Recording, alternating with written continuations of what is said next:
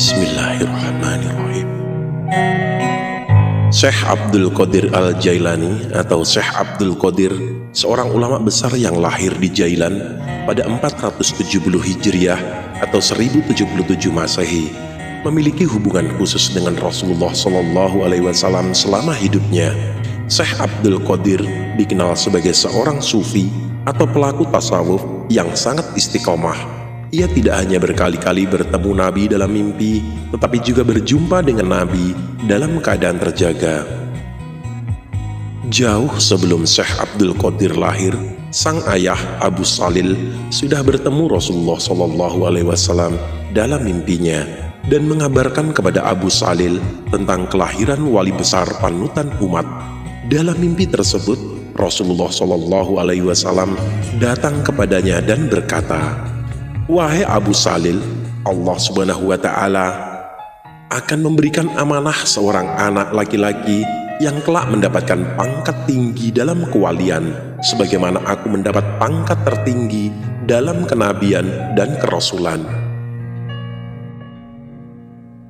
Setelah Syekh Abdul Qadir lahir, pesan yang disampaikan oleh Rasulullah SAW pun menjadi kenyataan.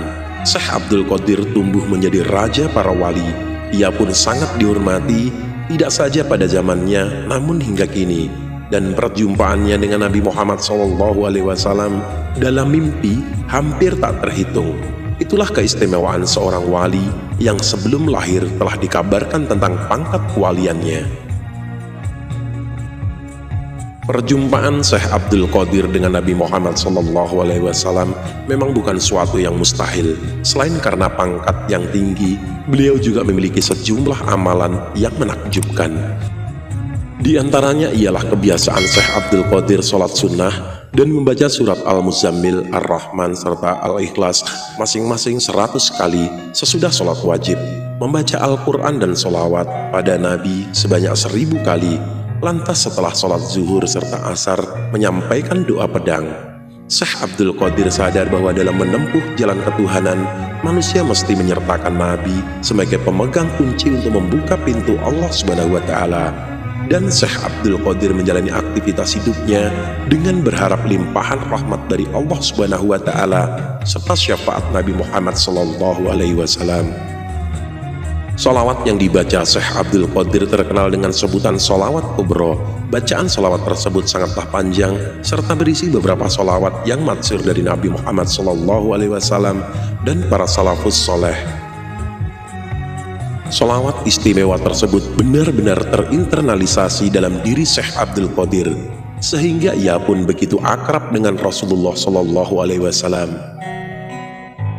Tentunya ia tidak sekedar membaca sholawat tersebut secara formal dan hampa makna, namun ia membacanya dengan penuh penghayatan dan perenungan sebagai penghormatan kepada Nabi. Karena penghormatan yang tulus itulah, Syekh Abdul Qadir mampu bersua dengan Rasulullah SAW secara langsung dalam pengakuannya. Syekh Abdul Qadir bercerita bahwa ketika ia ceramah, ia melihat sebuah cahaya terang benderang mendatangi dirinya. Lantas Syekh Abdul Qadir pun berkata, "Apa ini?" "Rasulullah SAW akan datang menemuimu untuk memberikan selamat," jawab sebuah suara. Sinar tersebut semakin terang dan besar.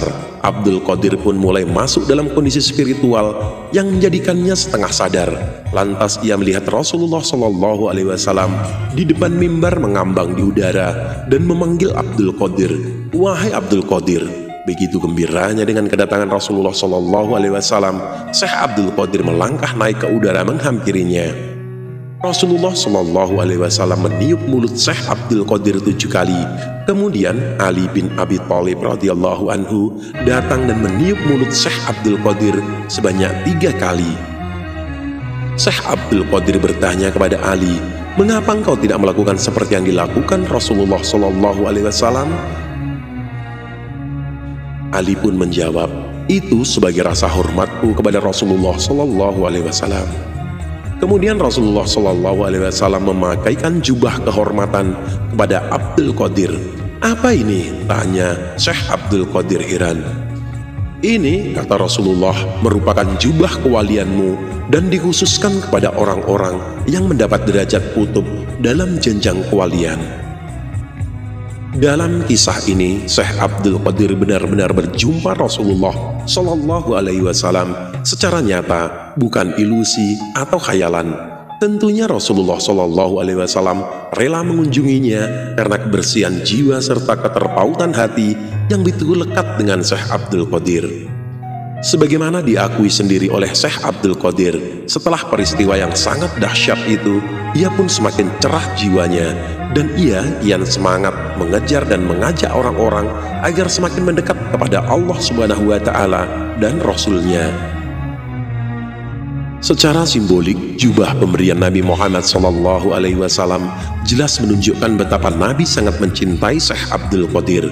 Karena itu, Nabi pun tidak segan-segan menjumpai dan menyerahkannya langsung.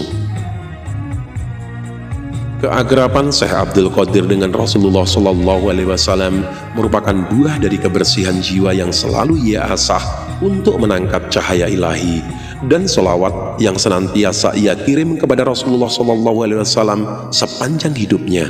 Oleh karena itu, tidak heran bila Rasulullah SAW tidak pernah sungkan menjawab sholawat serta salam yang diucapkan oleh Syekh Abdul Qadir. Dalam ceramah-ceramahnya, Syekh Abdul Qadir mengingatkan agar manusia mampu menangkap cahaya Tuhan. Salah satunya ialah dengan membersihkan karat hati. Pada tanggal 12 Dzulhijjah 545 Hijriah misalnya, Syekh Abdul Qadir memberikan semacam mauizah hasanah tentang pentingnya membersihkan karat hati yang semakin menebal. Tujuannya agar manusia mampu sedikit demi sedikit menangkap cahaya Tuhan. Syekh Abdul Qadir berkata, hati itu berkarat, kotor, dan gelap. Cara untuk membersihkan hati ialah dengan memperbanyak membaca Al-Quran, mengingat mati, dan mendatangi majelis zikir, yaitu suatu pertemuan untuk mengingat Allah Subhanahu wa Ta'ala dan zikir kepadanya. Itulah rahasia orang-orang istimewa yang selama hidupnya tidak pernah lelah membersihkan jiwa untuk sampai kepada Allah Subhanahu wa Ta'ala. Dalam salah satu kisah, Syekh Abdul Qadir Al-Jailani pernah didatangi setan dalam tidurnya. Setan menampakkan diri dalam bentuk yang sangat besar di langit. Lantas setan berkata kepadanya, "Hai Abdul Qadir, akulah Tuhanmu. Sesungguhnya aku telah menghalalkan yang haram bagimu." Syekh Abdul Qadir pun menimpalinya, "Kamu dusta, wahai musuh Allah. Kau adalah setan, sebab sesungguhnya Allah tidak akan memerintahkan kepada kekejian dan tidak akan menghalalkan yang haram." Kecerdasan Syekh Abdul Qadir dalam menghadapi tipu muslihat setan merupakan bukti bahwa sesungguhnya siapa saja yang bersaksi dengan total tentang ketuhanan Allah Subhanahu wa Ta'ala, maka ia akan selamat. Dengan begitu, secerdik apapun muslihat setan tak lagi bisa memperdaya.